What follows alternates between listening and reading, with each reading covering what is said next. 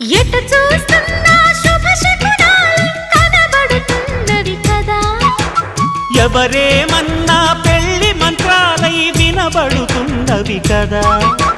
ప్రేమ గీమ స్నానం చేసి పెళ్ళాడేసే వేళయింది. ప్రేసి కాస్త పెళ్ళామయ్యే ఆసు ముహూర్తం వచ్చేసింది. కళ్యాణ వైభోగంతో కన్యాదానం కాని అబ్బాయి.